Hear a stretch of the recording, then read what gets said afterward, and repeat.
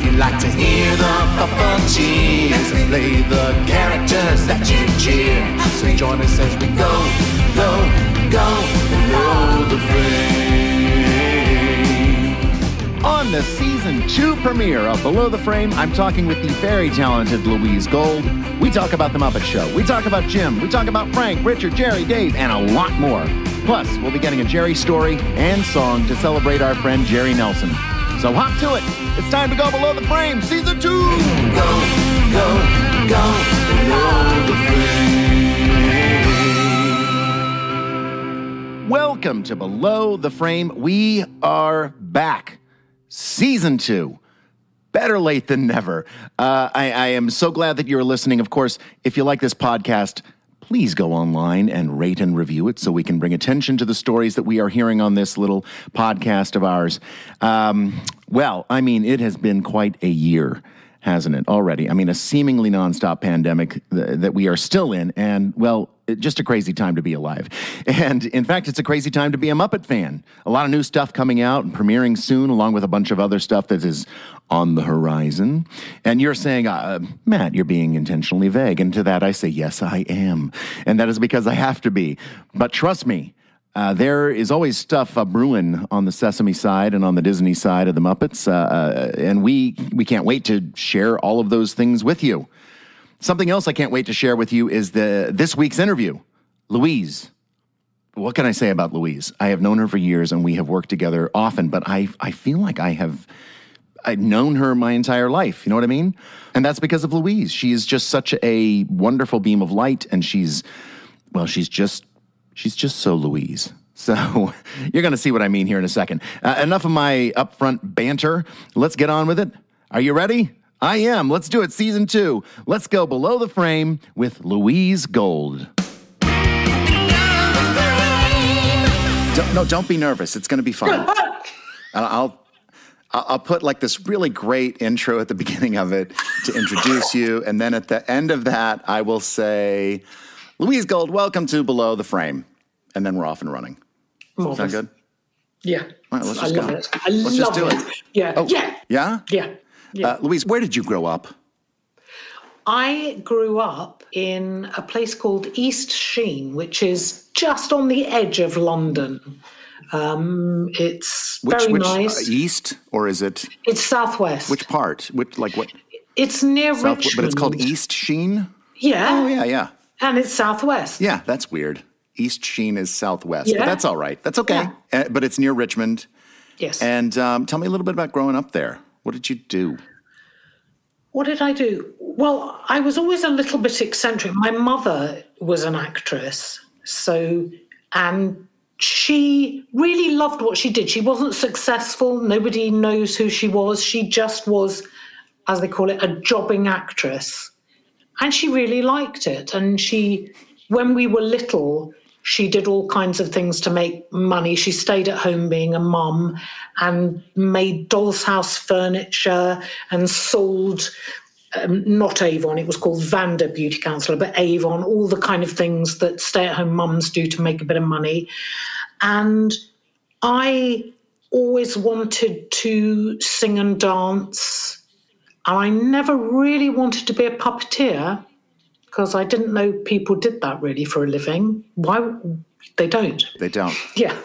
Tell me a little bit more about your family. You said your mom was an actress, but who else was in your family? Well, my dad, they met. There was a very famous left-wing theatre company, Unity Theatre, which was an amateur theatre in, I guess, the 50s. And a lot of people you would not have heard of, but who became stalwarts of British theatre. Oh, try me. Well, Alfie Bass. Well, the most famous person who they worked with was Lionel Bart, who wrote Oliver. Oh, yeah. Well, I've heard of Lionel Bart, and I've heard of Oliver. So, yeah, see, I'm not unrefined. I hear things and know things a little bit. Well, it's kind of, it was a long time ago, but it was a political theatre. And my mum and dad met there. And my dad, he could have been an actor. He was a very good actor, but he didn't have the temperament for it. He didn't. It's too an insane thing. So he did a very boring job that he hated. And he worked for the Financial Times and hated it, and had a breakdown in his 50s and left. And then what was wonderful, in his old age, when he was about 70, he joined an extras agency. And when he was wonderful face, he called himself the Hebrew dwarf. He was Jewish. And he had a very, very characterful face. And he became an extra in his old age. And he loved it. You know, he met people, and he was an extraordinary man, and people would always love him and come to the front. Your face is so wonderful. And he was sort of... That's really great. It was great. And it was toying with being an actor, but without the pressure of it, you know, being a career. So it was lovely. In the last 10 years of his life, he kind of did what he would have always liked to do without the pressure. It was a really a happy ending, because he suffered from depression and, you know, was a bit jealous of me doing what I wanted to do and my mum doing what she wanted to do. So just at the end, he kind of had fun and enjoyed it. And one of my favourite things, I don't think it ever got shown, but he and this other guy, I think it was a commercial, but I have a picture somewhere of him dressed as a woman with this other guy in drag for some commercial. And he just loved it. He was so up for doing anything. And he joined this agency, was called the Ugly Agency, to supply weird-looking people. And he finally did that thing that he wanted to do. Yeah, better late than never. He leapt into it. And he did classes of improv. He would take class and go and do improv, and he loved that in the local lessons. So my brother is also an actor, so we didn't have a choice, really. Is your brother older or younger than you? My brother is 2 years younger, and he's always thought what I do is a bit silly. I do the musicals and the puppets, whereas he's much more serious actor. He worked with Ken Branagh and Emma Thompson very early on. He did a tour with them doing Shakespeare while I was doing, you know, rubbish like the Muppet Show, things like that. Well. Yeah. Yeah. Yeah. Well, so what were the kind of things, apart from, you know, probably acting and doing artistic things, what kind of things did you do as a kid in East Sheen? Well, my family was a little bit mad. Our house was quite near Richmond Park and near the river, and we had loads of animals in the house. We had a rabbit, Hoppity, that used to come in the house and would bite through all the cables of the television and everything. Just hopped around. Oh, boy. I had mice, which I kept in a doll's pram with wire on the top. Okay. And they kind of had earth, and they burrowed underneath. How many mice were in the pram at one time? A lot, because they breed. Oh, man. Oh, yeah. Okay. Oh, yeah. And at one point, Harrods, you know, Harrods, the big department store. Oh, yeah. Well, Harrods, when I was little, had a zoo in which you could actually buy lions and all kinds of things. This is no longer there. But I, at one point, sold some of my baby mice to Harrods for their zoo. Wow. Yeah. Someone, maybe somewhere, has the, descendants of your mice somewhere. Yeah, it's quite possible. Yeah.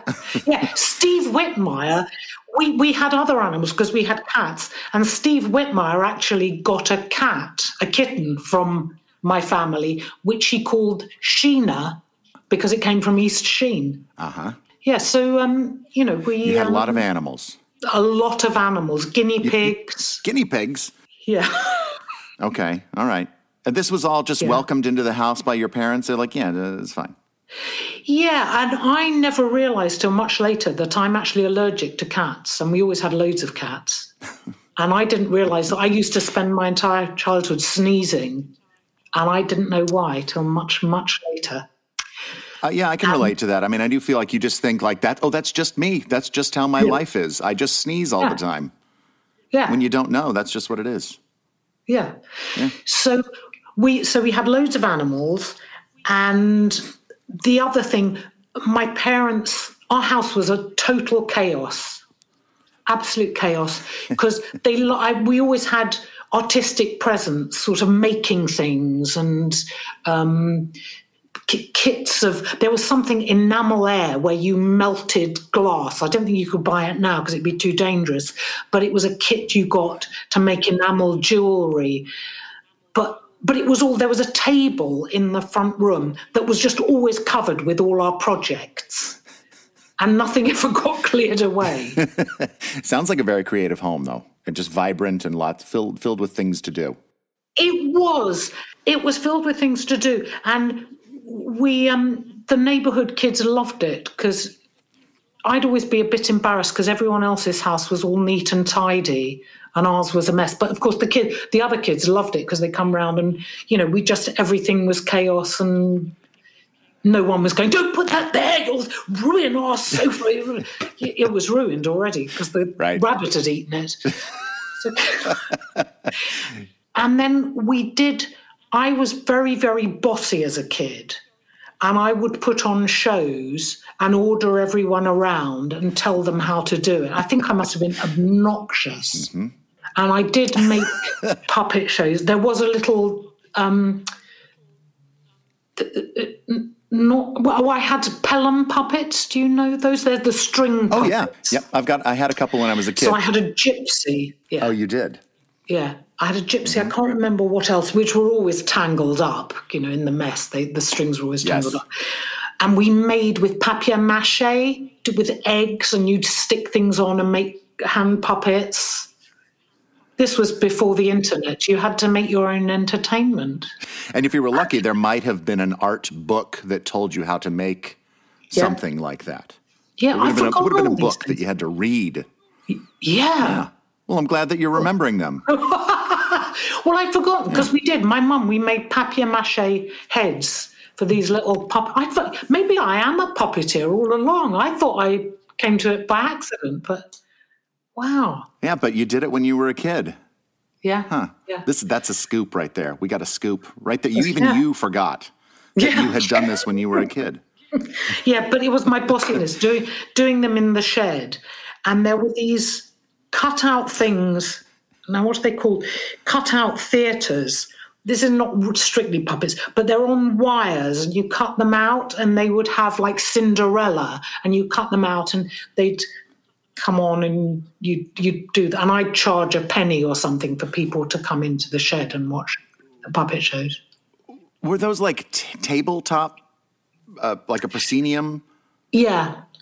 And then you would, something like that, and then the characters could come on? Yeah, on wires. I feel like I've seen those. Yeah, they're kind of cut out. I think my mum called them penny plain, tuppence coloured, because you'd buy them and you'd cut them out and you'd stick them on board, and then you'd do the plays. And I think you can still, before there was a pandemic, there was a shop that, I can't remember what it's called, these little kind of plays that you did. And then my mum because we never had any money. We weren't starving by any means, but, you made your entertainment. So we would draw and cut out and paint them and do things like that.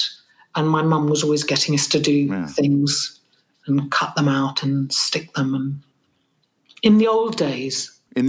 But you were always interested then maybe in the arts in one way or the other. And did you go to school to study being an actor?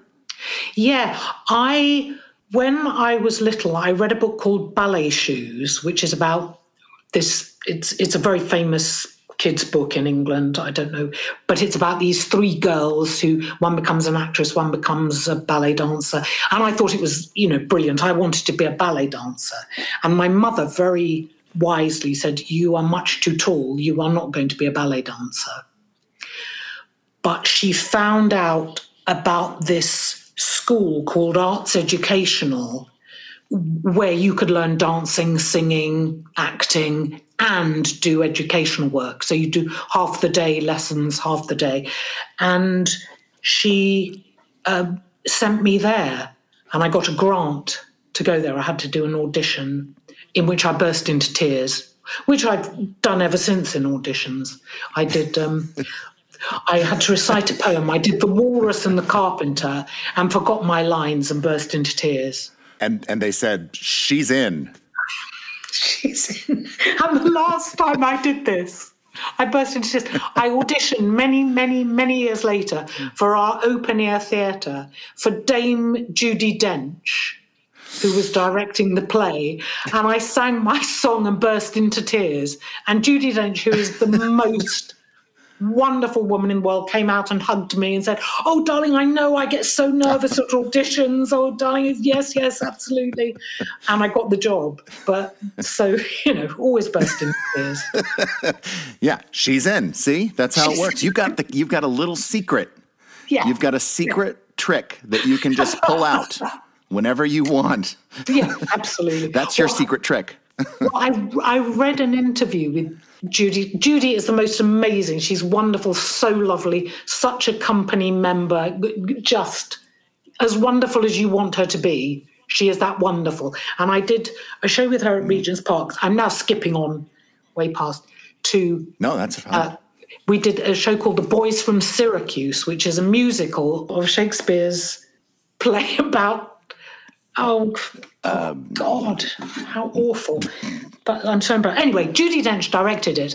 And on her first, I will never forget this, on the first night of the show, she was out there painting the set with a paintbrush. Because it needed, there was something that needed touching up. What a gal she is. Yeah. And I read an interview with her later. And a heck of an actor, too. Oh, she's unbelievable. She's just the best. She's amazing. But I read an interview about her when she said on the first day of rehearsals, she always leaves her bag by the door because just in case they get rid of her, she can just quickly go and her bag's by the door and she can sort of take her coat.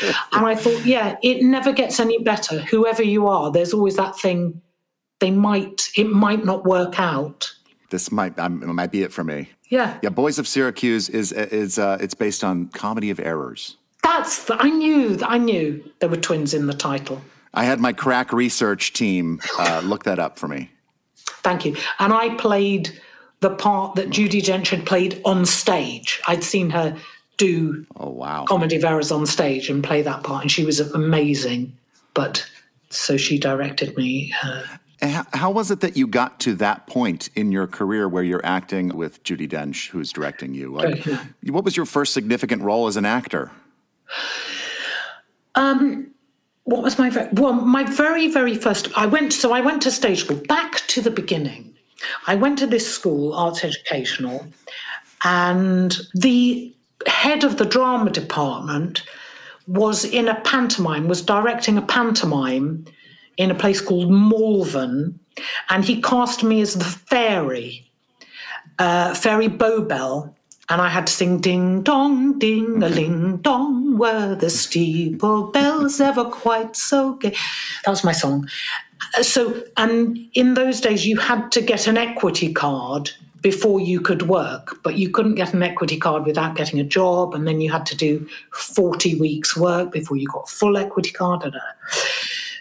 That is no longer. But so they helped me get my equity card. So that was my first job, pantomime. And I think I got paid £15 a week. So it was a big earner.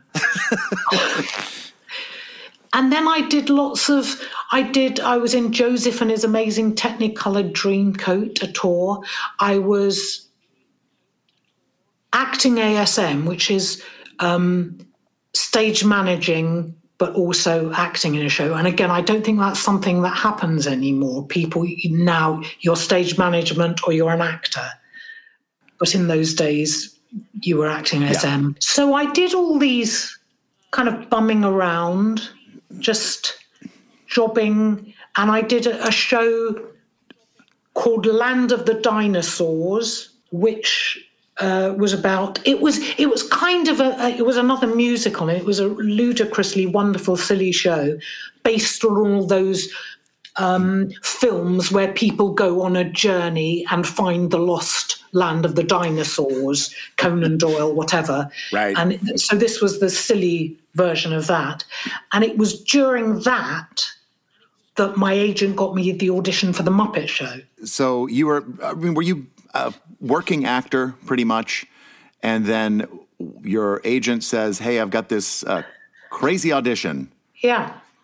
Yeah. It's for the Muppet Show. And did you know who Jim Henson was? Were you aware of the Muppets? No. It was because there'd been a first series, so I kind of vaguely knew, but I was on tour doing Land of the Dinosaurs.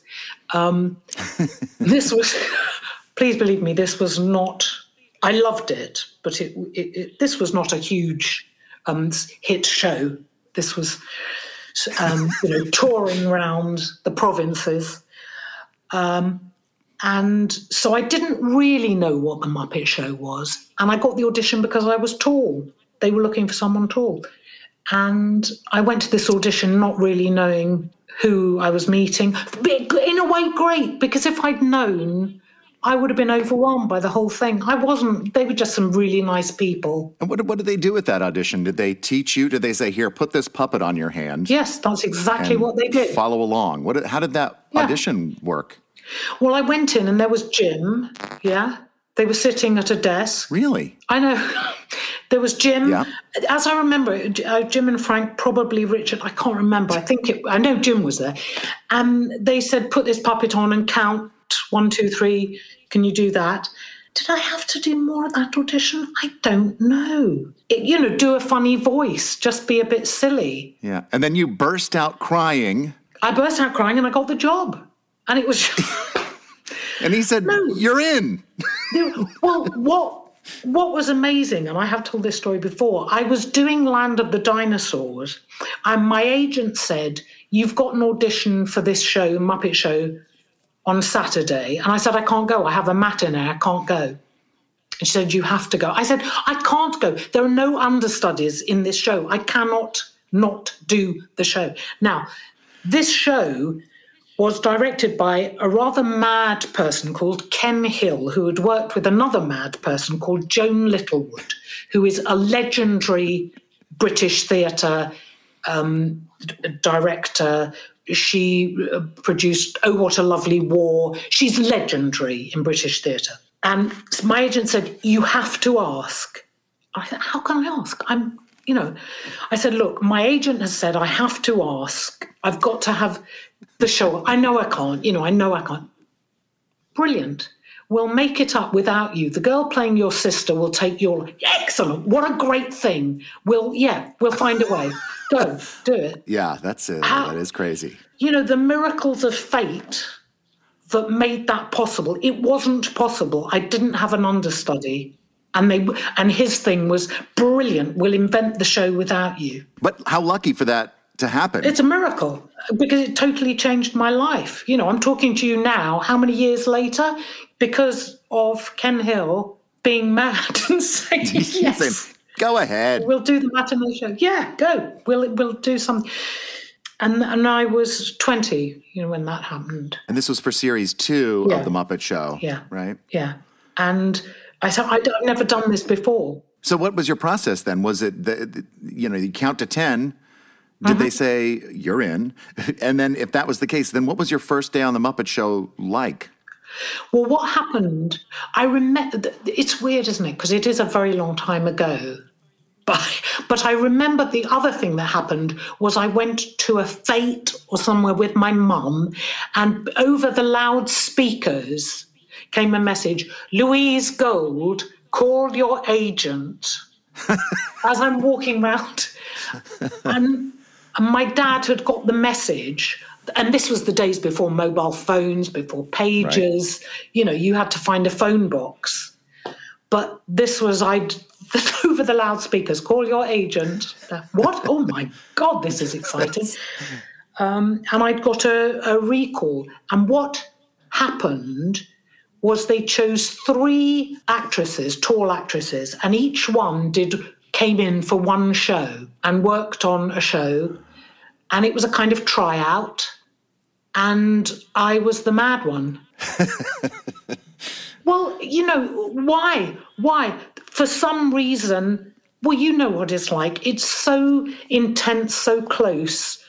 For some reason, there's some chemistry that people go, okay, I can be under a set for 5 hours with this woman. I can have her in my armpit. Yeah. Why? I don't know. Yeah. So it sounds like you were assisting. Well, the first thing I had to do, and I don't know if I'd sung at the audition, but I don't think they knew if I could sing or not, but I had to do 3-part harmony of Chanson d'amour.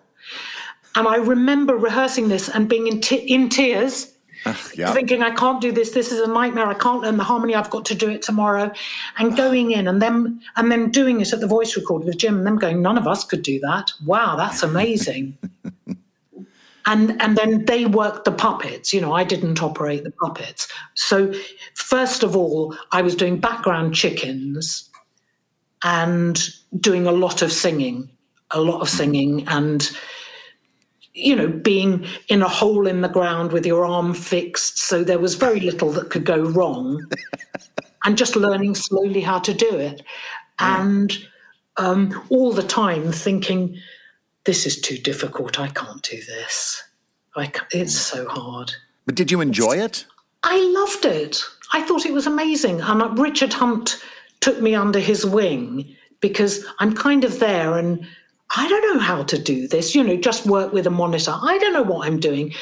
And I'd be Frank's right hand and Frank would just hit you if you got it wrong. But Richard would come up and, and Jim would just say, do whatever, you know, I'd be Link's right hand and Rolf's right hand. So I'd be there in the thick of it. And I was just terrified. But Jim would just go, oh, it's fine, whatever you're doing is fine. But Richard would actually keep an eye and then come and tell me and sort of work with me and keep an eye out for me. That's really nice. Yeah, he was amazing. He was amazing. And he would also shout at me. Just so you didn't feel like so he was being honest with you. When you were good, and when you were not as good. I don't think he ever said I was good. But he was there for you. He was absolutely, absolutely there for me. And you know, they all were, but Jim was directing, doing everything. You know, he doesn't have time. But you learn by watching, by doing it. We'll be back with more from Louise Gold in a minute, but right now, it's time for a Jerry story. You know how we do this. It's about our good friend Jerry Nelson, and today Bill Barretta is going to share a memory and then a story written by the veteran Muppet performer of characters such as the Count, Floyd Pepper, Robin, and so many more, Mr. Jerry Nelson. So sit back and enjoy this. Bill, take it away. Hey, this is Bill Barretta, and I've been given the lovely opportunity to read one of Jerry's stories. I have a brief recollection. There are many.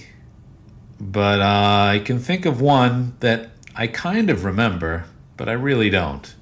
It was the first time Jerry and I ever shared what the kids call the weed. And it was early on, and we had never done that before together. And we were at a party, and all I really remember is that we smiled a lot. And we laughed a lot, and I can't even tell you what we talked about. I can't really pick a moment or a phrase, but all I can think of and all that I remember is his smile and his mustache and his beard and how it curled up.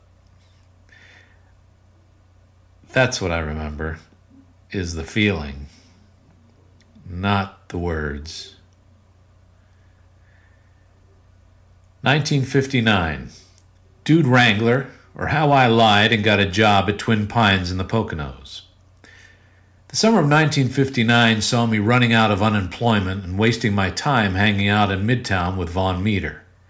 Most days we wound up playing Fascination on Broadway.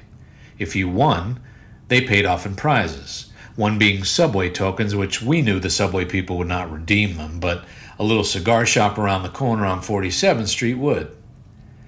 On good days, we would supplement our funds enough to be able to afford 2 tickets to one of the sleazy double-feature movie theaters on 42nd Street and have enough left over to stop at a market on the way back up to 57th and 9th Avenue, where Vaughn and Vera, his German bride from when he was in the army over there, and Jackie and I had rooms.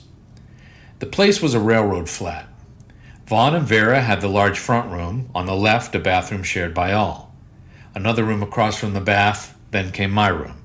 Across from my room on the left was a small room that had been a pantry, but had a small bed and some cabinets that Jackie rented, but she usually stayed in my room with me. Then came the kitchen and one more room behind mine. An assortment of changing people stayed in the other rooms, but the meters and Jackie and I were the regulars. Of our fellow renters, I only remember bits and pieces except for the woman we called the Countess. She'd been married to some South American tin magnate years in the past and seemed quite old to us at the time, probably late 50s or early 60s. I was 25 at the time. Jackie was, I think, 22. Vaughn was my age, and I don't know how old Vera was. The Countess used to go to the bar around the corner on 9th Avenue and get drunk, pick up some other drunk at the bar, and bring him up to her room for some very energetic, noisy sex. Somewhere around the end of August, Vaughn pointed out an advertisement in the Help Wanted section of the New York Times. A resort in the Pocono Mountains was looking for a dude wrangler. I called the number in the paper and set up a meeting with the man who owned the Twin Pines Dude Ranch. This was located in the Pocono Mountains outside of Stroudsburg, Pennsylvania. He gave me an address on Lexington Avenue in the 50s. I went there and was told by the secretary that he was expecting me in the restaurant downstairs. I went to the eatery and was directed to a table where 4 people sat having lunch. Putting on my best Oklahoma accent, I introduced myself. A chair was brought, and I was asked to sit down, and the interview began. It was a little off-putting to be questioned in a public place in front of so many strangers, and in reflection, I guess he wanted to see what my comfort zone was with strangers, since that's whom I'd be dealing with on the ranch. He asked what experience I had had with livestock in general, and horses specifically. Without missing a beat, I told him I had grown up on a ranch in Oklahoma, but that I hadn't been back there for some time as I'd been living in the city. We spoke for about 15 or 20 minutes, and then he thanked me and told me he would call me one way or another.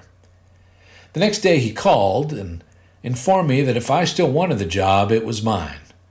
I said yes. He told me where and when. After I hung up the phone, I thought, how stupid, as the last thing I told him was, and don't worry, I've got my own boots.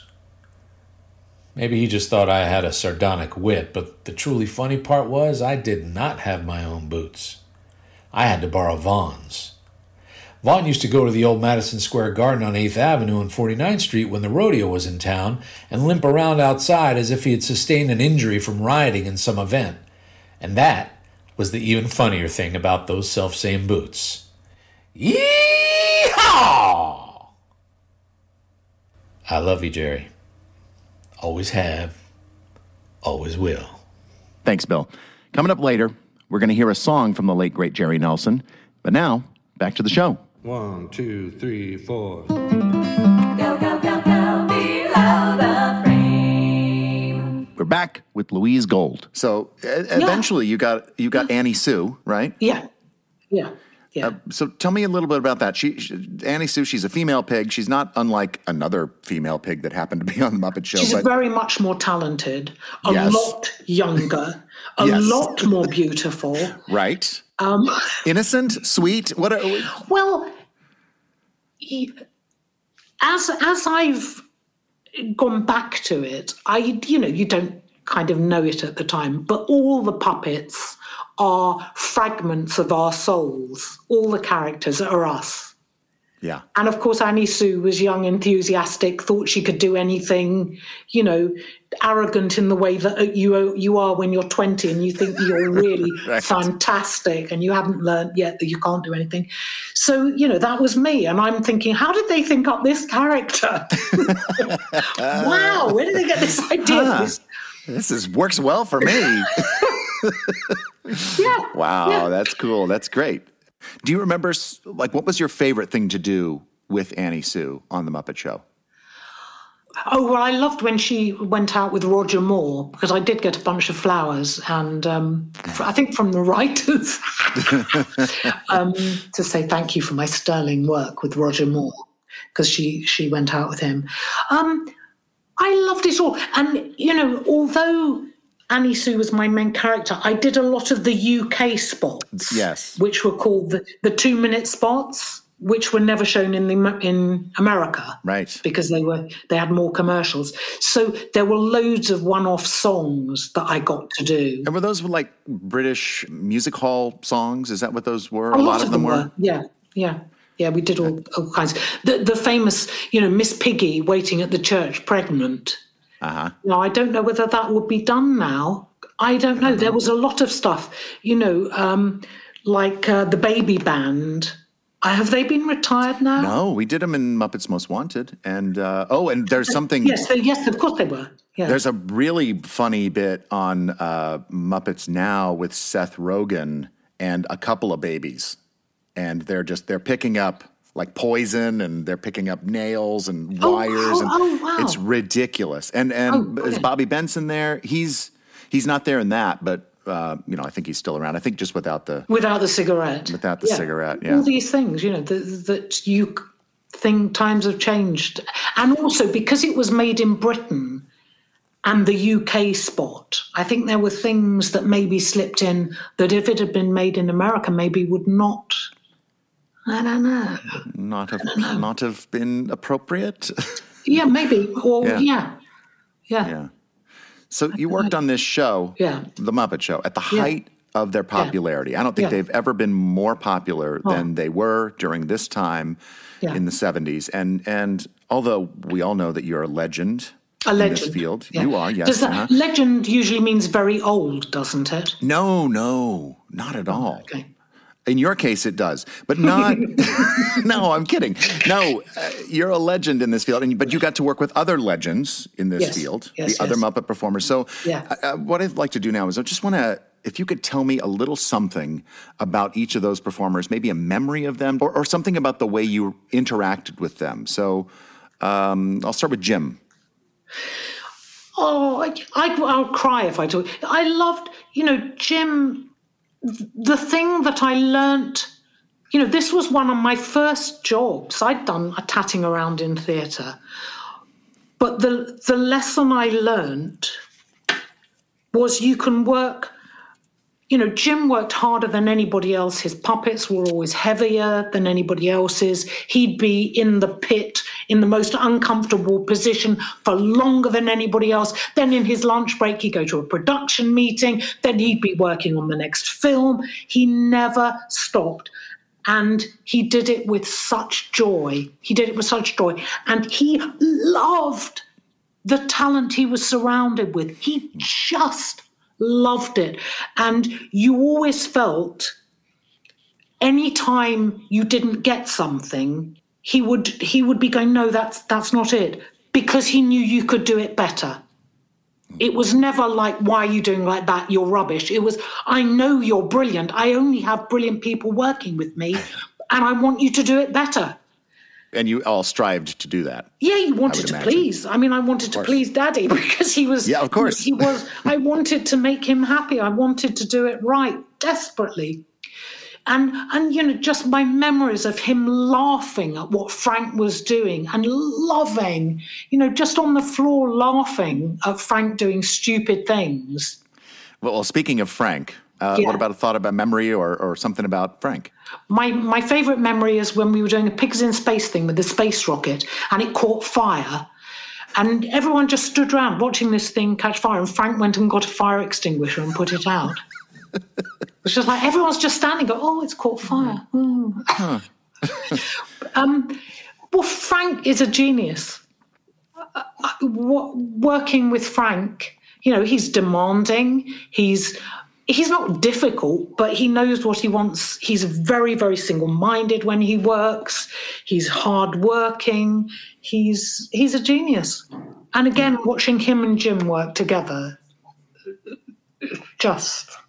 must have been wonderful. Yeah, their characters, Bert and Ernie, Piggy. Yeah.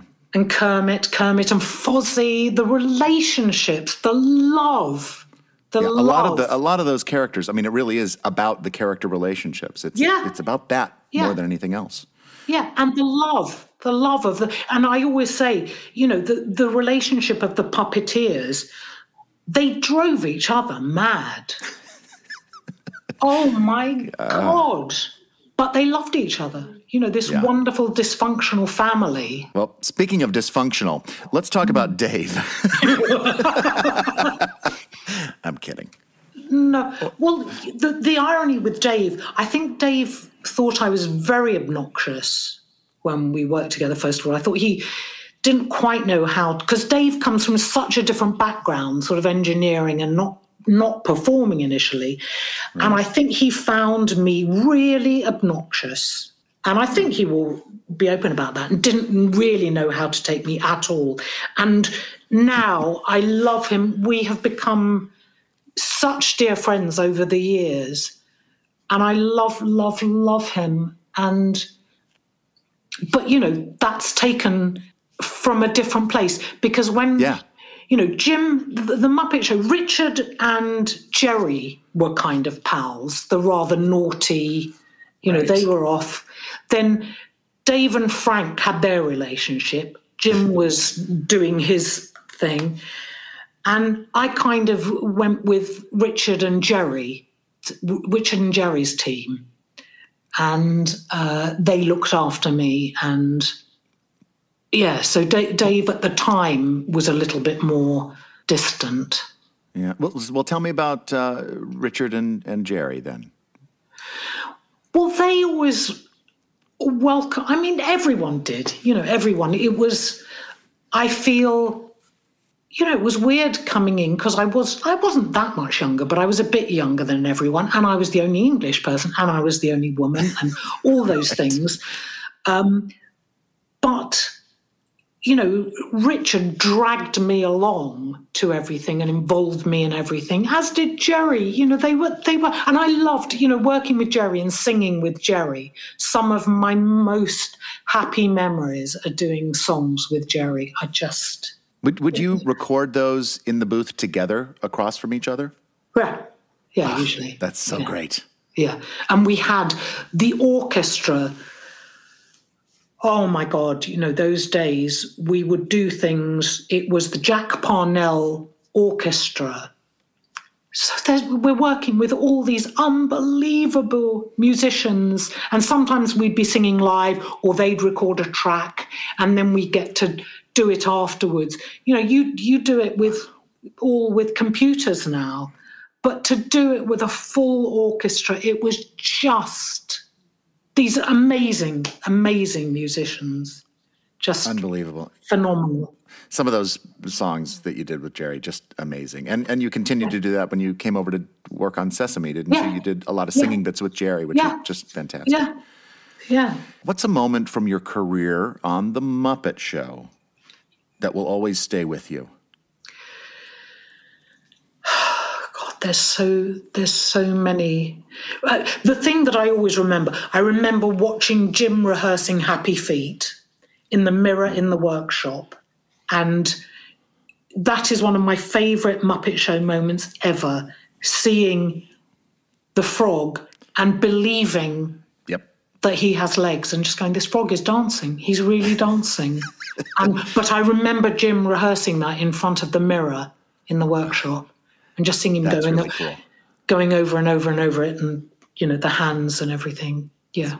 Really nice. Before we move away from The Muppet Show, yes, we have a special guest with a message and a question for you. Okay. Hello, Louise. It's Warwick here, sending you lots of love. We always have so much fun together, and I just love the insight and wisdom that you bring to all of the projects that we get to work on. You have a way of pulling the team together and helping everybody achieve more than they thought they could. One of the most important days of my career is the day that you were basically giving me drama schooling whilst I was performing a distraught Muppet cow. You kept telling me to raise my performance until it was at a level where it should be. It was invaluable advice, and I use this every day now, so thank you. Now, we've worked together many times since I first asked you to come and do my Ed and Oucho show. We've done Muppets Most Wanted, the Furchester Hotel, the Dark Crystal Age of Resistance, and that puppet game show in Elstree Studio D, where you originally shot the Muppet Show. Each of these shows has its own vibe in the studio, but what I'd like to know is, what was the atmosphere like on the floor while shooting The Muppet Show? And what was the schedule like on a typical shoot day? Well, Warwick. Warwick. I love Warwick. Oh, my goodness. I know. How can you not? He's fantastic. I have been so lucky. You know, that has led me to work with I'm crying now. Oh, God, thank you, Judi Dench. You know, the people I have got to meet, like you, like all the new young Turks, even though none of you are that young anymore. But, No. you know, the younger generation, oh, my God, the people I've got to work with and the love of... It's one of the things, and I take it into all the other things I do. And as I say from Jim, doing things you love. And I try and always remember it, and I don't always. And when Warwick and I were doing Dark Crystal, and we were in a Skexus for however many hours, and every so often I would say, come on, guys, you know, we really want to do this. We are doing something we love, even though it's so uncomfortable, it's so awful, it's a nightmare. Just let's remember, this is what we've dreamed to do. Right. This is the thing we dreamed to do. This is the thing we dreamed of doing, and it won't go on forever as we are in agony, and it's just going on and on and on. Yeah. So, what was his question again? Yeah. His question was basically, what was the atmosphere like? Yeah. He said, what was the atmosphere on the floor, and what was a typical schedule for your shooting day on the Muppet Show? Thank you. I'm very old and I can't remember questions from 2 minutes. That's all right. I had to write it down myself. The thing that I always remember is the laughter, and there was tension, and of course, you know, it was quite strict. We always had to finish it. I think a shooting day went maybe till 7, but overtime you could beg for a quarter of an hour overtime, half an hour overtime, but the unions were very, very strict and you couldn't go over, so you had to finish. And so the last thing of the day would often be the UK spot, and it would be a musical number. It would get thrown in at the last minute. We have to finish this. You know, it doesn't matter how raggedy it is, and some of those were pretty raggedy when you watch them back, because it had to get done before we shut up shop. But the thing I remember is just the joy of it. And the guest stars usually would just be so thrilled. They'd be so excited to meet the puppets. They'd be doing it because their kids had asked them to. Jim worked, you know, when he was working with the guest stars, they loved working with him. He was so gentle in his direction. So that was usually joyous. So, yeah, it was all brilliant. It was all amazing. It was all lovely. No, but it was. It was. And, yeah, there were days when everyone was tired and grumpy. But overall, we knew how... I mean, there was an element of me... The fun for me, we had Dudley Moore on the show, who I loved. I had such a crush on Dudley Moore. And... I said, I'm so embarrassed. I said to him, you know, this isn't what I really want to do. And he said, what do you want to do? Work in a supermarket? I was like, yeah, he's right. You know, no, really, I'm an actress. I'm really, you know. And you think, yeah, you don't want to be on the biggest show on television at the moment. No, you'd rather work in the world. Yeah, exactly. And you think, yeah, shut up. Just enjoy it.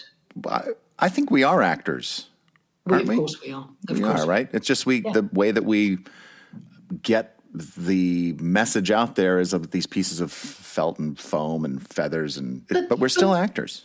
Oh, my God. You know, and the very first day I went down to watch them filming, they asked me to go down, and I think it was a Milton Berle show, I think, watching to just see how it went. And I remember thinking, oh, this is more incredible than I thought, because I can see these people. There's no pretending they're not there. They're not hiding. And I'm still watching the things on their hand. Yeah. And I'm watching the emotion coming through. And Frank did acting lessons. You know, Dave, you know, you talk to Dave about the way he approaches his characters. There is huge psychological depth. It is not he just wiggles a piece of fur on the end of his hand. He thinks about the characters and their journey. Yeah, which is what any actor really does. Any actor worth his salt. Yeah, that's what they do. Yeah. And seeing, and this was the thing of watching Jim and Frank together, this incredible double act, as good as any human double act. They're just this incredible double act. And the pathos, you know, that they can make you cry, Fuzzy Bear, when it goes wrong, and your heart breaks for him. And it's still hilarious, but it's such a convergence of feelings. I feel terrible for him, but it's so funny, and it's the bad. Yeah. It's really amazing that you can make a fake fur do that. Yeah, but you have, you know, the people who can do that, the best of the Muppeteers, they are brilliant actors. They just do it a different way. Yeah, you know, it's all the same things. So my memory. And, you know, doing the musical sessions, we had such fun doing the singing. That was one of my favourite bits because I love singing. And I got to do all these different characters. And I was too young to be nervous. I just had the best time. I just loved it. And I never felt, Jim never treated me like, you know, you're the baby, you don't know what you're doing. I was just one of the gang, it seemed. And then, so the week would be Sunday, we would rehearse the guest star. We'd do the read-through with the guest star, and then we would rehearse a bit. And some of the guest stars, like John Cleese, wanted to rehearse everything. And then some of the others really wanted to be free and just do it differently every time, improvise and barely rehearse at all. Then Monday would be voice record. So that would be great. And then Tuesday, Wednesday, Thursday would be shooting, and then sometimes Friday. And the Tuesday would be the guest star day. So you would try and get all their bits done on one day. It wouldn't always work. And then we'd go to the puppet. You know, we'd do a day of backstages or a day of pigs in space or a day of, you know, things. And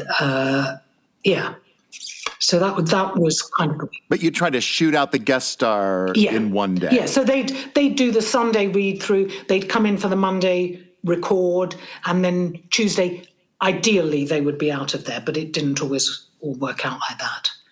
But often, you know, they had to be gone because they were on tight start. You know, that was the fun for them. They could come in, do it, 3 days, done. Get out. Yeah. And it's on Disney Plus now. Yeah. But it is, I was talking to a little boy yesterday called Joseph, who you will be working with. I've asked him, he's 8, but he is the Warwick of the future. Oh, so okay. I've said to him, when you are running your own show, please give me a job. And he did promise he would.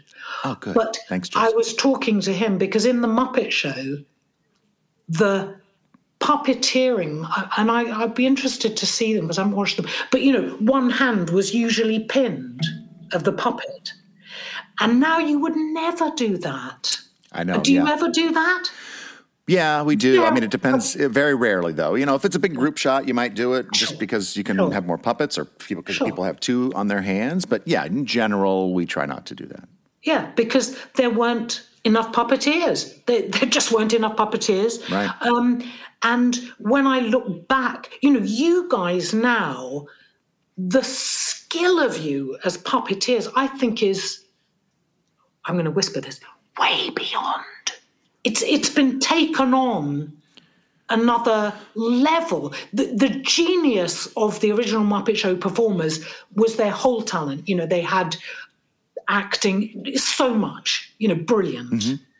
But you guys, in a way, because most of you have learnt from watching that, you've taken it on. You've gone further with it all. I really do. I think, well, that's very kind of you, Louise, but what I think happens, and it can happen in anything, it could happen in a sport, if you observe and watch and really, really critically examine something and then try to replicate it, I think you can improve upon what you're watching, which is, I think, what a lot of the second generation, third generation, whatever generation we're on now of Puppeteer has done, being inspired by legends such as yourself on the original Muppet Show. We've now kind of taken that and made it our own. Oh, totally. You have, I am in awe when I watch you work. The skill of you guys is just phenomenal, absolutely phenomenal. Very kind of you. Yeah, it is very kind of me. It's a lie. I know. No, it's not a lie. All right. So let's leave the Muppet Show, but for a little bit. But over the years, we've lost quite a few friends and colleagues. Yeah. It just happens when you're in a career like this and you make these close connections with people, and inevitably life, takes people away.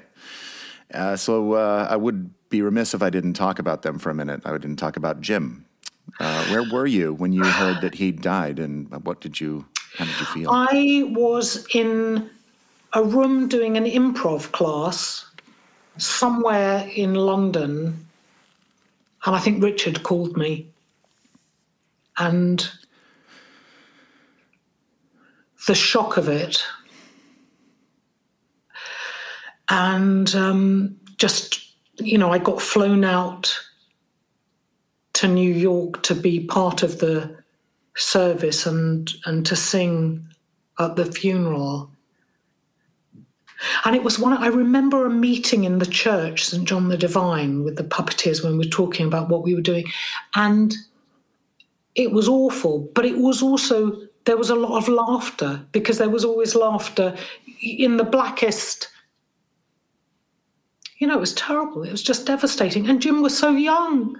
And Richard and Jim were so young. And the irony always that they played Statler and Waldorf, the old guys in the box, and they were the two who didn't live.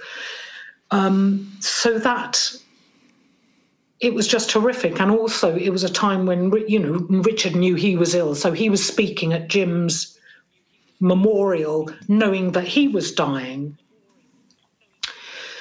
And so there was an element of him saying goodbye as well. It wasn't long after that Richard died, was it? It was the next year, I think. Yeah. Yeah. So it was awful. And I was, with Richard, I knew I'd been with him a lot of the time, and I was with him in the hospital where he was dying. And he'd arranged a holiday for all his family in Utah. And he insisted we all go, despite the fact that he was in hospital and couldn't join us. Would he somehow be able to get out to this beautiful holiday? And of course he didn't, he'd arranged. And I'd been on several holidays with his family of like, you're coming on the holiday, you're coming to Hawaii because I'm dying and I'm going to tell everyone we're going to do this holiday my way because I'm even in, his illness. It was sort of... Yeah. He was thinking of everybody else, it seems like. He was thinking of everyone else, and And so this holiday, we all had to go on this holiday knowing, and his mum stayed behind with Richard. And then I came back and we went to the hospital and spent time with him. And it was heartbreaking. And I remember his doctor had said to him, just hang on, if you can just hang on, they'll find a cure, there will be something. And of course, he was one of the ones to go, and it's just heartbreaking. It's wonderful that we have video and film that we can see people's performance, and in that way their memory lives on, which is great. And of course your memories of him and people that knew Richard or Jim or Jerry, those memories help people live on as well. But it sure does suck that people have to go. It really does. The only thing that is consoling, Jim lived about 3 lives. Jim worked so hard. I don't know. People, you could live to be 100 and not do what Jim did and what he left. And, it would I wish he could have gone on and seen, done more, explored.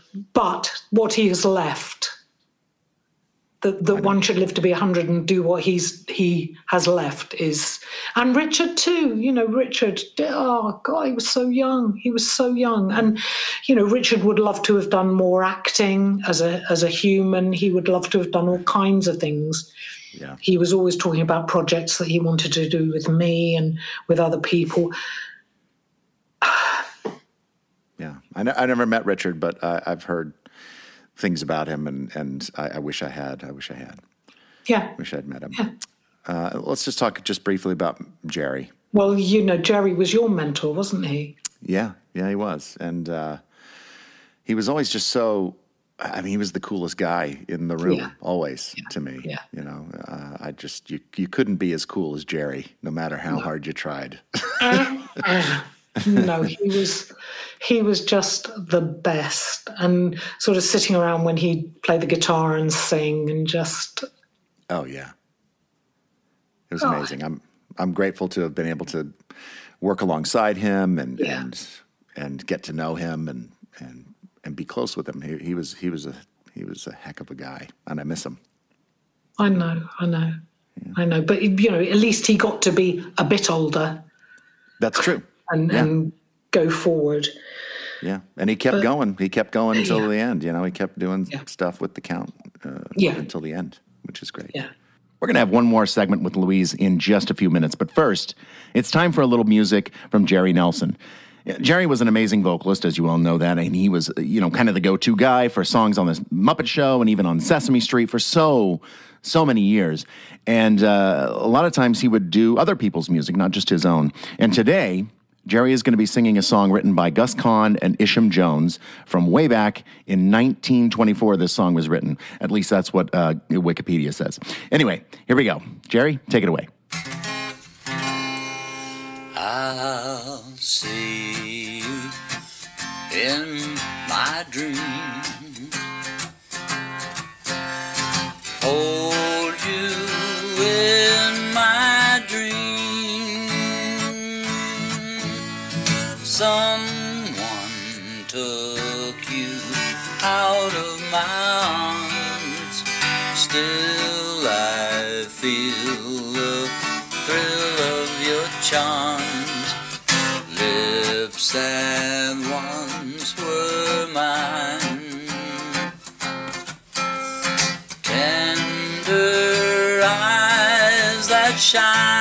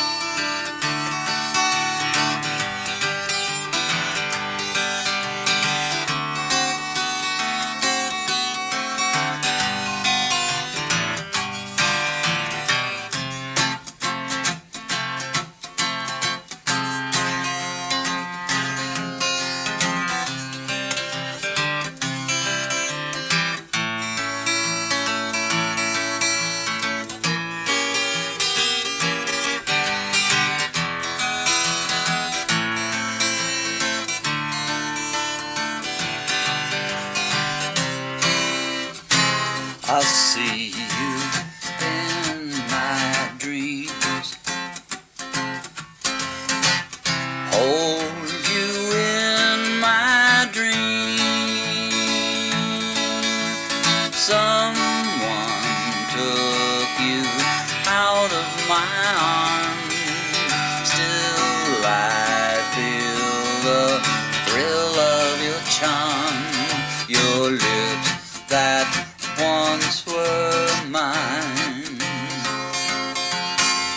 tender eyes that shine.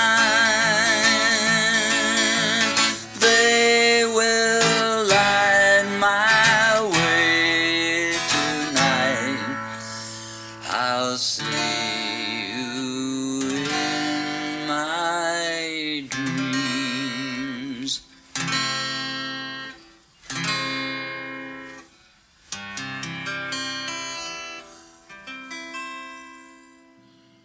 Thanks, Jerry. Go, go, go below the frame. We're back with more from Louise Gold. Yeah. Speaking of the Count, he was on Sesame Street. You came to Sesame Street and did some stuff. Yeah. What was that like to come to Sesame Street and work on that show when you did? Oh, it was fantastic. I had the best time, to work with Jerry. I mean, it was a bit of a shock because you do it so quickly and you don't have the built-up sets. You're all on the floor and, the luxury of built-up sets. I know. So kind of, whoa, better get with the program, get up to speed on this. But it was fantastic. And the first time I had been, well, I guess it would have been the first time I went to New York. I saw Richard and Jim filming Forgetful Jones doing Oklahoma. Oh, yeah. Yes. Oklahoma. And I was just there when they filmed that, which was I love that so much. And Sesame Street, the little puppet things, they're so simple and so brilliant. And I'm sure on the Muppet Show, the writers gave Jim like this pinball thing with a fluorescent that lit up, played the Muppet Show theme and said, "Simple is good." No, I didn't know that. Well, it was kind of like the memory of the best things are just the simplest things. Simple. 2 characters, some of those, just the Sesame Street things that are so simple and so beautifully played, the 2 characters together. Just on a brick wall with Cookie Monster and Prairie Dawn, and it's just... Yeah, simple is good. Because Jim, one of the things he would get sort of excited by technology or things, and they'd always be saying, get back to the simple. Simple is good. It's always good to return to that. Return to the simple. Yeah, absolutely. It's the basis of it all, and that's why people love the puppets as opposed to the CGI, because it's relationships. It is, and absolutely pure.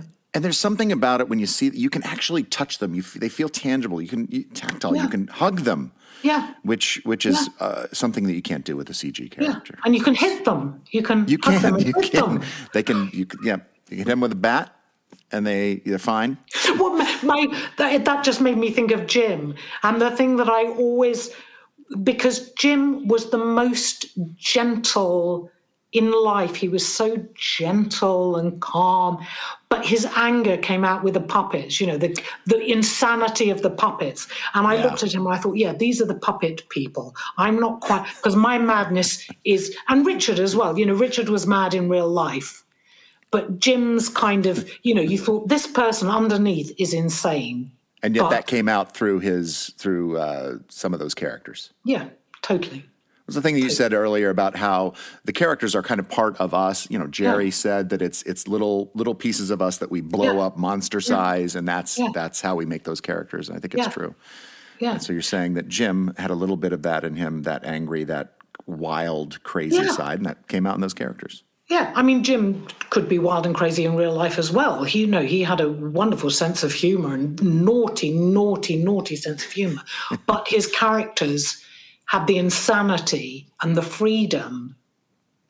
And I think this is something, I've watched people who are solely puppet, like Warwick, for instance.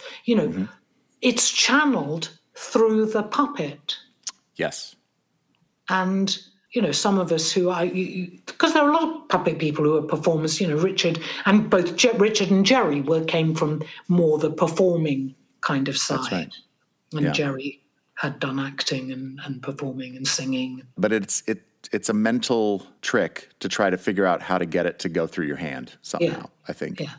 It took me a long time to understand that and I fought against it for a long time because I wanted to do it myself. Yeah. And the thing that I feel so lucky for is I've now done enough things as myself that I can combine both. The things I've learned from the puppeteering, I can take into my acting, but the things I've learned in my acting, I can bring back to the puppets, and I'm not fighting myself anymore. Yeah, that's probably an important hurdle to get over if you do have that. It's huge. It was a huge thing for me. So whether you're doing it as an actor or as a Muppet or a puppet character, what do you think are the most important things when you're creating a character? The truth. The truth. I think the character's truth? Yeah, the character's truth. You have to see their viewpoint and their point of view, I suppose. And the thing about the puppets, particularly with the characters, they have a childlike intensity of their anger. They are more angry. They are more unhappy. They are more overjoyed. They have incredibly intense emotions because, it's so simple. Their eyes, they've got ping pong balls. They have nothing. But they have unbelievably intense emotions and sincere emotions as well. Yeah, I love that. That's great. I really like that. The truth of that character and the emotion being greater than maybe a human actor might portray that, because we have faces that our faces move. They can be more subtle. So do you think you can get a subtle emotional performance from a puppet as well? Yes, totally. It's on Dark Crystal, that was very interesting because in many ways, the puppets were required, particularly the Gelfling puppets, which are just hideous to work. They're the most, Really? I would think that it would be the Skeksis. The Skeksis are uncomfortable, horrible to be inside, killers, but they kind of look great. You can't. Yes, of course you can make them look wrong, but you can have fun with them, and they're kind of okay. The Gelfling are heavy, they're horrible, and it's really hard to make them look good as well. I think I know what you mean. Just the shape of how they move. I mean, I think with those Skeksis, there's a lot of latitude of they've got these long mouths and. I know what you're saying. So it's harder to get it depends on the puppet. It's harder to get maybe a subtle, small performance out of, depends on the character, the puppet. Well, we worked hard on it, but it was hard. And the dialogue they had was they were very articulate, Shakespearean almost, the emotions they were conveying. And we didn't have a lot of rehearsal of the acting of it. And, it was incredibly demanding. But people did incredible things. But, I had one character, Mordra Argot, who was one of the sort of queens, who was a lovely, much lighter puppet, much more flexible. She didn't have a lot of mechanical stuff in her head. So she was much easier. And I felt I could get a much more subtle performance with her because I was much freer physically. Depending on the puppet, you might have to move your hand different ways. Something might be bigger, like a Skeksis might have a more, like you're talking about, bigger emotion, whereas Mordra Argot, is that what did I say? Mordra Argot, that's the one. Argot, it can be a little bit more subtle and small, and you just have to know that as a puppet performer, and if you don't know that, she will look fake. She'll look false, even more false. And what was very interesting, the 12 main performers, we worked for quite a long time trying to get to grips. They were difficult puppets. They were really difficult puppets. Alice Deneen, the Brea was just beautiful what she was able to do. Amazing. I mean, Warwick, people did beautiful, beautiful stuff, but it was hard. My God, it was hard. And the puppeteers coming in, I don't think they quite realised what it was because they were like, why are we in the background? We're good puppeteers. They were brilliant puppeteers. We had, every puppeteer in the country coming in for days. But Neil Sterenberg, who was Rian, the hero, what he brought and worked, he worked and worked and worked to get the physicality of that puppet. And people would come in and not understand why they couldn't just put on, because Because it isn't just anybody, oh, well, it's a puppet. It looks the same whoever puts it on. No, it doesn't. No, it doesn't. No, it does not. It doesn't. And, interestingly, when we did Furchester Hotel, I had a day when they let me off. There was something for Spitting Image, and I went for a day, and Warwick did Fenella, my character. Warwick is a stunning puppeteer. She doesn't look like Fenella. Right. Yeah. Yeah. He did a really good job. No one else would know, but I know. But you know. Yeah. And I think that is it. A lot of us can tell. I think a lot of us that have been doing this a long time and observing, we can look at something and go, oh, that's definitely Frank. Yeah. That's Jim. That's Louise. You can tell their styles. Everybody has their own particular style. Some people are really strict on lip sync. Some people have certain little ticks that they do that's just part of how their style is, and they're all valid. They all, they all look great. And you're right. Most people probably wouldn't notice. But I was interested because one of the puppeteers was sort of one of these people who'd come in and saying, it's a puppet. You just put it on. Of course, anyone can do it. Right. And this is not saying those other puppeteers weren't good. They were brilliant puppeteers. But Neil brought something, Alice, Warwick, Kevin, they all bring their very, very specific, and that, you're talking about what makes a character. Yes. It's not just you. And people who work with the Muppets for a long time, often, anyone can do any puppet. No. Yeah. Unless they really are, there are people that can do it. They can do it in the style of Eric Jacobson, and make it look good. But it's a trick. It's tough. Yeah. You mentioned Furchester Hotel, which was a co-production from Sesame Workshop and CBBS. And you played Fenella, like you said, who was the kind of the mother of these monsters and that ran the hotel. Tell me a bit about working on that show. What was that like to work on Furchester? I got to come over there and play for a couple of days, which was super fun. But you were there the whole time.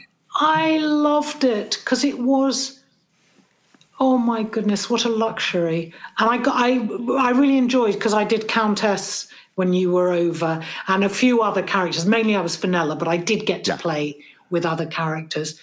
It was such fun. I mean, we had Ryan Dillon was with us and David Rudman, which was joyous when they were over. So we had Cookie and Elmo playing with us. And, I think it was the time when I went, I can't believe I'm getting to do this again now when I know how special it is. I'm getting another go. I've got to create a character who has a doll made of her. How wonderful is that? I've got these whole characters, and now I know how special it is. That's great to be able to do that, to have that reflection and that realization. Yeah. And I felt much freer, and I was able to play much more. And, my experience coming to it. And I have, because there's always a part of me that goes, I am an actress as well. The pressure, I know some of the people who really, all they want to do is puppeteer. And I feel bad about this. It's so desperately important that they can't just do it and play. And you have to be able to play and be silly. And that was the Jims and Frank, they played. Yeah.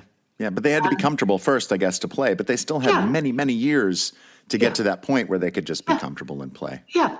So for me to get to that point and feel comfortable enough, and, I'm older now, but luckily I'm still fit enough that I can do these things, because it's such hard work.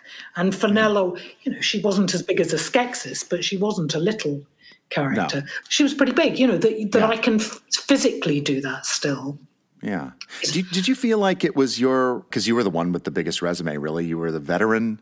I know that David Rudman was there, and a lot of puppeteers on that show are well established in the industry as well. Yeah. But did you feel like you had a responsibility on that set? Yes, I did. I feel sometimes I think I'm not as responsible as I should be, and I wish I don't. But yes, I do, because, as I say, Jim's legacy is you work hard. Well, one of the things I learned from Jim I remember being under the set with him, and he always had an earpiece in because he was direct line to the director, and I'd be talking to him about something, but he would always be where it was. He'd be ready to go, and I think I'm pretty good at that. I like playing, but in the end, we're there to serve the show. You have to, now we stop playing. Right. Now we're on it. And I try to bring that to it. We can't let the play, we have to keep the play going because that keeps the spirit, the energy going. But now we're shooting. Yeah, you know, when I'm directing Sesame Street, I kind of feel like it's almost like herding kittens on a set, because you're like, they're laughing, and that's great because you don't want to take away that feeling that they're trying to put out this childlike energy anyway. They're all playing kids basically, and kids play and laugh, and so you don't want to say no laughing. We got to shoot this fun thing. It's got to be a balance between the laughter and allowing them to do what they need to do, and then going, all right, guys, time to buckle down and work. Yeah. Well, that was one of the biggest things I learned from Jim was, you know, the work comes first, but the work is fun. But you can do both. You can absolutely do both. But when it comes, you have to be there. And it was hard on Dark Crystal because it was so tiring and such hard work to kind of, come on, guys. We need to be there. This is too hard. It's too hard. Yeah. Well, no, just on Furchester, that I think was one of the things I was trying to do. I hope I was guiding people. I'd like to think I was. I don't know. Well, Louise, we have another special guest who has something to say to you, so let's roll this. The first time I met Louise Gold was when I moved to Manchester to shoot the first series of the Furchester Hotel. We ended up doing something like, I think, 4 series, but that first time was a little bit jarring. I had never lived anywhere outside of the country, so to be sort of uprooting my life was definitely a little bit of a culture shock. Manchester was a place I learned to love, but in those early days, Manchester seemed cold even in the summertime. We had about a week of rehearsals, and I think it was mainly to get the crew and the producers accustomed to the idea of working on a large-scale puppet show. This was not a small 3-puppeteer shoot. This was a massive undertaking on the part of CBeebies and Sesame. This was not common for either of those companies to do something on quite this scale. I didn't really know any of the people I'd be working with, so that was exciting but also slightly nerve-wracking. I also knew that Louise Gold would be there playing my aunt, Fenella Furchester. Now, I had been reading Louise Gold's name in books and on the back of record covers ever since I was a wee little Muppet kid. So I knew I was going to be next to royalty. Little did I realize just how kind and warm and caring she would be. So much so that when I opened the doors to that rehearsal room for the very first time on my second day of living in England, I remember feeling just completely exhausted, hadn't slept the night before because of the time change. My eyes were puffy, I was exhausted, but I opened the door and she was the first one to greet me with open arms, and I'll never forget that she, in Fenella's voice, just said, "We welcome you with furry arms," and gave me a great big hug. And that was my welcome into the country, really. And from then on, we just became thick as thieves. I always cherish whenever we get together, whether it's working in a studio or having a late-night sleepover in my apartment. And I'm really grateful for everything I've learned from her. She's the consummate professional. She's a hilarious performer, an incredible actor. And, I don't have to tell you how versatile she is. So, Louise Gold, here is your life. Do you remember these voices? I'm not going to do any voices, but I love you, Lou. I hope you are well and miss you very much. Bye. Oh, Ryan. What a boy. What a boy. I know. Isn't he fantastic? Yeah, he's a gorgeous boy. Gorgeous boy. I second and third everything that Ryan and Warwick said because I'm not creative enough to come up with my own compliments for you. But and you wouldn't want to lie. No. You know what? I was just thinking this. I was trying to remember when we first met, and I guess it had to be on Muppets Most Wanted, which doesn't seem right. But I think it was. And the thing that I remember, Louise, I think it had to be then. So around 2013. Yeah. Which is odd to me No, wait. Did we meet at when Jerry's? Yes, Jerry. I think that's it. Jerry died. But I guess I just always felt like I oddly always have felt like I've known you. You have. I have. Yeah.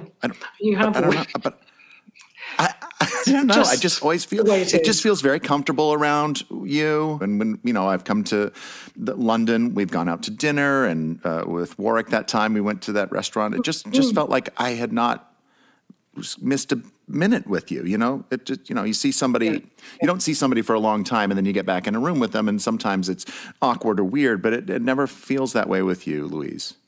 Well, I think we are so privileged. The thing that we have been through, the kind of Muppet world that we inhabit. There's a world, and the people who come to that world, there are people who pass through it but don't stay with it because somehow they're not the right people. It's not to do with talent. Right. It's just there's something. What is it? I don't know.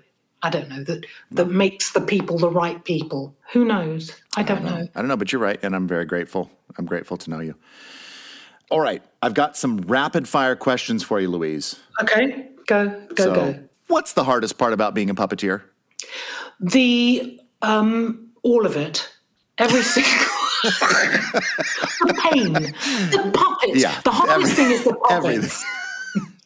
Okay. Yeah. The puppet part of being a puppeteer is the hardest part. Yeah. If it weren't for the puppets, it would be so easy. It's what a breeze it would be. But the irony is, yeah. The irony. I always think when I'm puppeteering, I much prefer being an actress. And when I'm being an actress, I always think, no, I really prefer doing puppets. I think it's good that you can do both. What's the easiest part about being a puppeteer? The easiest part? Playing with my friends. There you go. That's the easiest thing. Ding, ding, ding. You're right. What's your biggest strength as a puppeteer or a performer? Your biggest strength, you think? I think I have great enthusiasm. And what's your biggest weakness? I'm not as thorough as I could be. I like to come to things with big strokes, and sometimes the detail gets lost. I can relate to that. What's one of your favorite things about being a Muppet performer? I know Elmo. I know Kermit the Frog. I know they're all my friends. That's my favorite thing. If you weren't an actor or a puppeteer, what would you be? Jobless. That's it? You can't, there's nothing else you could do. Come on. Like if you hadn't gone down that path. And there was a long silence. I really don't know. There were no other options. It's one of the things when people say, oh, you should study typing and secretarial skills. And I went, no, because I don't want to have a fallback. I don't want to have another choice. That's good. All right, last question. Yeah. Jerry Nelson once said to me, he said, Sesame Street's great. Doing this job is great, but always have something that is your own that you create. And we all know that Jerry did that a lot. What is that for you, Louise? That is one of my weaknesses. I don't really have that. I have been incredibly lucky. I kind of am open to things, and I think I leap at opportunities, and I like to think that I grab them with both hands and throw myself into things, but I am not terribly self-motivated. I will do anything for anyone, but I am not self-motivated. I have done my own cabaret show. There you go. Okay, I've done that. But you know what? I think the other thing is your thing, though. You still have to have some creativity, even if you're like, I'm going to do this thing for this person. Yeah. You're still being creative, and you're doing that, like you said, grab and hold with both hands. Yeah. That's your thing. That's your creative thing. I like to think so. I like to think my creative thing is, as I say, carrying Jim's spirit of we've chosen to do this. This is a joyful thing we do. And some of the shows I've done, I did Mamma Mia for 2 years in London, and people would, that people are coming from horrible jobs they don't like. They've had, someone's died, the worst situation, and you are giving them an evening that they go in, oh, I feel better for that. I feel better. And, seeing our characters, they feel a bit better. And like at the moment, just to be able to bring a bit of joy to people, it's a very special thing. I love that, Louise. Louise, this has been so much fun talking to you. I really appreciate you taking time out of your day to talk to little old me on the little old podcast. It's been a joy. I will talk about this stuff till the cows come home. Warwick's cow. Until Warwick's cow comes home. It could be a while. Well, that is it. That's Below the Frame Season 2 premiere. We will be back with a brand new episode next week where we'll be speaking with my dear friend, Joey Mazzarino. Get updates and stuff about Below the Frame and Muppets and Sesame Street and pretty much anything I feel like posting on my Instagram, Twitter, Facebook, and TikTok accounts at WelcomeMattV, or just search for my name. Below the Frame is produced by me, Matt Vogel, and if you like the show, please rate and review it wherever you get your podcasts. Thank you in advance. The theme song for Below the Frame was written by Stephanie DeBruzzo and performed by my band, The Mighty Weaklings. Our podcast logo was created by Dave Holteen at DaveHolteenDesign.com. Special thanks to Jan Nelson for giving me Jerry's stories, and to Bill Barretta for sharing a memory and reading a story by a big inspiration to all of us Muppet performers, Mr. Jerry Nelson. Thanks to Louise Gold, Ryan Dillon, and Warwick Brownlow Pike for being a part of today's show, and thanks to you, the fans, for listening. I am Matt Vogel. We'll see you next time when we go Below the Frame. Bye-bye. Go, go, go.